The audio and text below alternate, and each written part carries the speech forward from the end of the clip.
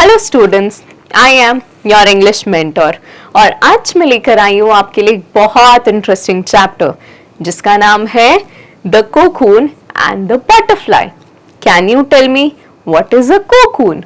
Cocoon होता है butterfly से पहले वाला फॉर्म और कोकून से ही बटरफ्लाई फॉर्म होती है। So now we are going to study a chapter on this. Are you excited to read it? Yes. So, we all wish that life should not be difficult.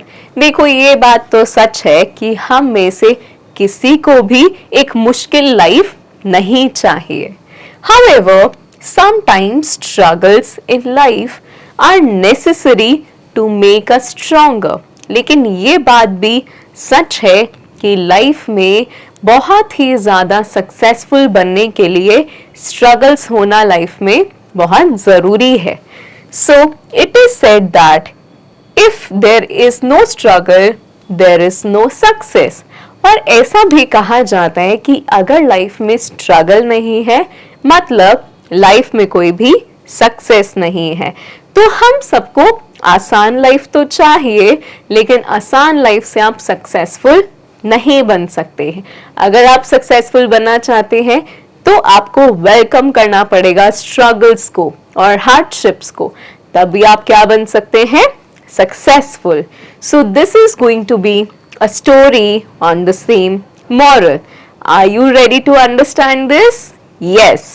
So read the story about a butterfly that struggles to come out of the cocoon. तो अब हम पढ़ेंगे एक ऐसा chapter जहां पर एक cocoon एक बटरफ्लाई बनना चाहता है और उसके लिए वो बहुत ही ज्यादा स्ट्रगल करता है। So one day a man was sitting in a park.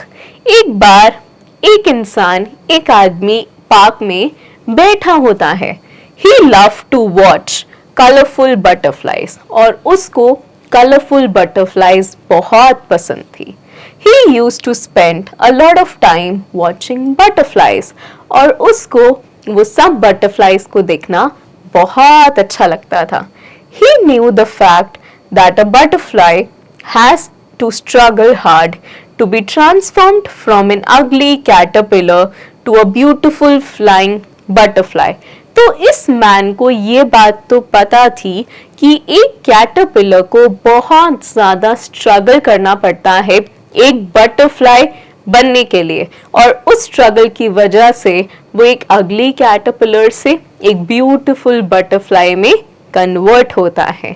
So suddenly his eyes fell on a cocoon with a small opening. तो अब वो गार्डन में बैठे ही थे कि उनकी नजर पड़ी एक छोटे से कोकून पे। Cocoon is this. So the butterfly inside the cocoon was trying to make its way to enjoy the world outside। तो वो जो कोकून है वो उस अपने शेल से बाहर आने की कोशिश कर रहा था ताकि वो आउटसाइड वर्ल्ड को एंजॉय कर सके। He decided to watch how a butterfly would come out of the cocoon। तो अब उन्होंने ऑब्जर्व करा कि कैसे कोकून अपने आप को उस फॉर्मेशन से, उस शेल से बाहर लेकर आएंगे और एक बटरफ्लाई में कन्वर्ट होंगे। So he spent many hours there और उन्होंने बहुत सारे घंटों तक वेट करा कि वो कोकून कन्वर्ट हो जाए एक बटरफ्लाई में। So the butterfly had been struggling very hard to come out through the tiny opening। तो अब उस बटरफ्लाई ने बहुत देर तक कोशिश करी उस शेल से बाहर आने के लिए, उस स्मॉल ओपनिंग से। Unfortunately, even after continuous attempts for several hours, there was no progress। तो बहुत घंटों तक बहुत मेहनत करने के बाद भी कोई भी प्रोग्रेस उस बटरफ्लाई में नहीं था और वो उस शेल से बाहर नहीं आ पा रही थी। फिर हमने देखा the man decided to help the butterfly. क्योंकि वो बटरफ्लाई इतना ज्यादा स्ट्रगल कर रही थी और बहुत सारे टाइम हो गया था और वो बाहर नहीं आ पा रही थी. So the man decided to help that butterfly. He got a pair of scissors and tweaked the cocoon to make bigger opening for the butterfly. तो वो अपने साथ पेयर ऑफ सिजर्स लेकर आते हैं और उनके शेल को कट कर देते हैं, जिसकी वजह से वो बटरफ्लाई आसानी से बाहर आ जाए और उनको बाहर आने के लिए बहुत ज्यादा स्ट्रगल नहीं करनी पड़े. The butterfly emerged without any struggle. और जो बटरफ्लाई होती है उस लार्ज कटिंग के बाद आराम से बाहर आ जाती है. The man was happy that he made the butterfly come out of the cocoon without any more struggles. So वो जो man होता है ना, वो बहुत खुश हो जाता है क्योंकि जो बटरफ्लाई होती है वो बिना किसी स्ट्रगल के ही बाहर आ जाती है. He kept a watch on the butterfly for a few days. और वो फिर कुछ दिनों तक अपनी नजर रखते हैं उस बटरफ्लाई के ऊपर. So he was sure that the butterfly would have colorful wings. और उनको लगा था कि वो जो बटरफ्लाई अभी बाहर आई है ना, उसके बहुत कलरफुल विंग्स होंगे, यानी कि पंख होंगे. So alas, the butterfly looked no longer beautiful. लेकिन जैसे ही वो बाहर आ जाती है वो तो सुंदर दिखती ही नहीं है. It had a swollen body with small and withered wings. और अब उस बटरफ्लाई की जो बॉडी थी वो बहुत ही ज्यादा फूली हुई और मोटी थी. It was swollen and very small and withered wings. और उसके जो विंग्स थे वो बहुत ही डर्टी और वीक थे. It just crawled around with its withered wings and huge body. और वो उड़ भी नहीं पा रही थी और वो सिर्फ ग्राउंड पर क्रॉल कर रही थी. क्रॉल करना यानी कि वॉक करना, और वो उड़ नहीं पा रही थी. So although the man did it with good intention, yet what he did was wrong. So the man just wanted to help the butterfly, but he did not do the right thing. Why? Because उस वजह से butterfly को hurt हो गया. The fact is that the butterfly emerges like an other butterfly only after going through the struggles. So students, एक butterfly जब अपने cocoon से बाहर आती है तो उसके लिए जरूरी होती है वो स्ट्रगल. और जब वो स्ट्रगल करके बाहर आती है तो उसके विंग्स को स्ट्रेंथ मिलती है. और जब आप उसकी स्ट्रगल ही माइनस कर देते हो, उसका कोकून ही ब्रेक कर देते हो, तो उसको वो पार मिलती ही नहीं है. Right? The continuous efforts of the butterfly to come out of its cocoon would let the fluid stored in its body convert into beautiful big wings.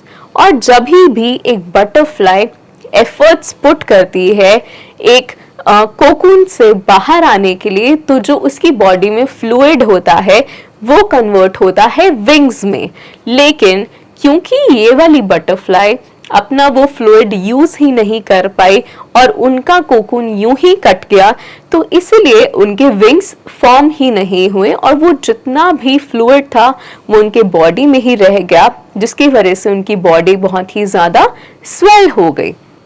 So thus the body would become lighter and active. अगर तो वो खुद से struggle करके उस cocoon से बाहर आती तो उसके पास आती स्ट्रेंथ, राइट? उसकी बॉडी होती लाइट और एक्टिव. लेकिन क्योंकि उस मैन ने उनके स्ट्रगल्स को रिड्यूस करा, उस मैन ने उनके कोकून को कट करा, इस वजह से उनको स्ट्रेंथ नहीं मिली, उनको विंग्स नहीं मिले. So children, if we don't want to undergo any struggle, we would not be able to face challenges in life. तो अगर आप सबको लाइफ में सक्सेसफुल बनना है, you have to make sure that you face the challenges and struggles like a strong person. And once you face the challenges, you will definitely become stronger. So हमने इस chapter से ये समझा that every person, every animal and every insect has a struggle of its own. हम सब अपनी अपनी लड़ाई अपने लाइफ में लड़ रहे हैं, लेकिन अगर हमें कोई लड़ाई नहीं मिलेगी, कोई हार्डशिप नहीं मिलेगी, तो हम लाइफ में सक्सेसफुल नहीं हो पाएंगे। आज तक ऐसा कोई भी इंसान सक्सेसफुल बना ही नहीं जिसने फाइट नहीं किया हो प्रॉब्लम से। So you have to be a warrior of your life and save yourself from all the hardships, and then only you will be able to outshine and become successful. Now we will see some word meanings. So the first word is struggle. Struggle मतलब problems and efforts. Caterpillar होता है younger form of a butterfly. Tweet मतलब pulled out sharply. Swollen यानी कि फूला हुआ, bulgy. Transformed मतलब change होना। कोकून मतलब एक कवरिंग यानी कि एक शेल होना। विदर्ड यानी कि ड्राई और लाइफलेस, जिसमें जान ही ना हो। फ्लूइड यानी कि लिक्विड। सो आई होप आपको ये चैप्टर समझ में आया होगा और आपने इन सब वर्ड मीनिंग्स को भी याद कर लिया होगा। Now we will attempt very good conceptual assessments. So for every one question you will get 3 options, and 3 options में से you have to pick one correct option. Are you going to help me out to solve it? Yes. So the first one is that what does a caterpillar change into? एक caterpillar किस चीज में change होता है? So it changes itself into a firefly, housefly or a butterfly. So the right answer is a butterfly. Where was the butterfly struggling? So butterfly कहाँ struggle कर रहा था? Inside a cyst, inside a cocoon or inside a box. So the right answer is inside a cocoon. Now, what does the fluid in a butterfly body convert into? जो liquid होता है butterfly के body में, वो किस चीज में convert होता है? हेड, आईज और wings. So it gets converted into wings. Now we have to say yes or no for these questions. So the butterfly is an insect. Yes. The butterfly has feathers to fly. Yes. The butterfly has a light body. Yes. The butterfly usually hovers on flowers. Yes. And the butterfly looks ugly. No. So all are correct except for the last one. Now we will do some descriptive questions in the book, right? And since you have understood the chapter, you will attempt it by yourself. क्योंकि मैंने आपको बहुत अच्छे से chapter समझाया और आपने भी बहुत अच्छे से इस चैप्टर को समझा, आप इन डिस्क्रिप्टिव क्वेश्चंस को बुक में अटेम्प्ट जरूर करेंगे. Now we will understand some grammar topics. Now read and learn. The man was sitting in the park. तो जो एक मैन है वो पार्क के अंदर बैठा हुआ है. The butterfly was struggling in side the cocoon. तो जो बटरफ्लाई थी वो स्ट्रगल कर रही थी कोकून के अंदर. The words in and inside are position words. तो हमें मैन और बटरफ्लाई की पोजिशन समझ में आती है इन और इनसाइड से. They tell the position of a thing, place और एनिमल. हमें कोई भी चीज के बारे में पता लगता है उनकी पोजीशन के through these words. So read aloud the answers and match the pictures and the words. अब हमें बताना है that where is the chicken. Now we have to match these options with the given images. Are you ready to do it with me? Yes. So the first one is on the table. So chicken is on the table. So on the table तो यहाँ पर है. So we will match it with this one. Next up we have under the chair, chair के नीचे. So it is going to be this one. In front of the duck, front के duck के सामने यानी कि duck के front में, right. Near the box, box के पास में. So we are going to do it with this one. In the basket, basket के अंदर. So we will do this one. Behind the bush, bush के पीछे. सो अब हम यहाँ पे मैच करेंगे ये वाला option. So note, the colored words are position words and position words are also called prepositions. So in grammar हम जब भी position words को पढ़ते हैं हमें समझ में आता है कि वो हमें किसी चीज की position बता रहे हैं और इसी को हम prepositions के नाम से भी जानते हैं. So on, under, in front, near, in and behind, they are all prepositions, right students? Yes. Now will you attempt a question with me? Yes. So the cat is dash the stool. Cat कहाँ पर है? The cat is on the stool. The cat is dash of the dog. The cat is in front of the dog. The cat is dash the rat. So the cat is behind the rat. The cat is dash the stool. The cat is under the stool. The cat is dash the basket. The cat is in the basket. The birds are dash the tree. The birds are above the tree, right? So herein we have attempted questions on positions, and now we will do one more question on word power, and it goes like this. So choose the correct double consonant. Can you tell me what are consonants? So we have 26 alphabets in English language. अब 26 alphabets में से vowels पता है कौन से होते हैं? Vowels होते हैं ए, ई, आई, ओ एंड यू. तो इन 5 के अलावा बाकी के 21 लेटर्स को हम क्या बोलते हैं? उनको बोलते हैं हम कॉन्सोनेंट्स. डबल कॉन्सोनेंट्स मतलब 2 लेटर्स का रिपीट होना, जैसे कि double B.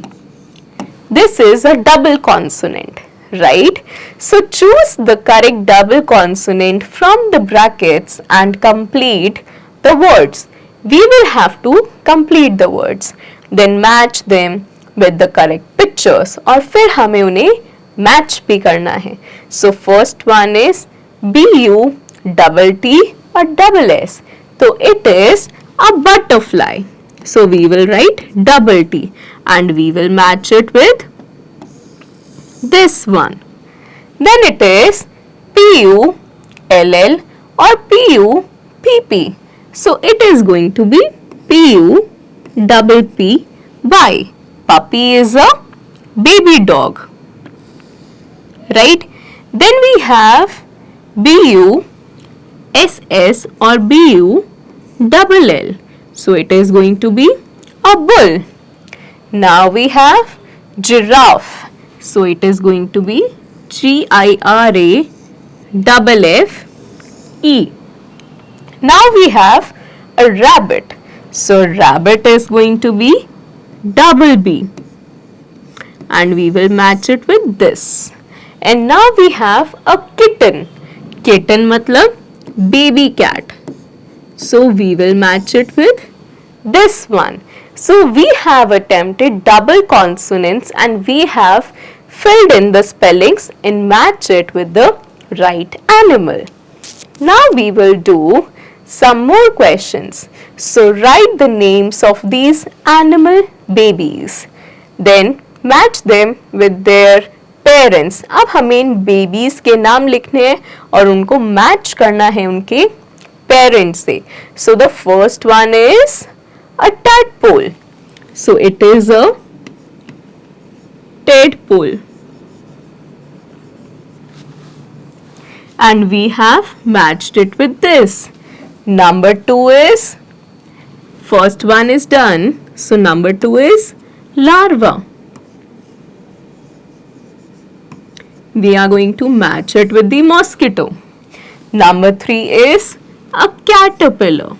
So we will write caterpillar.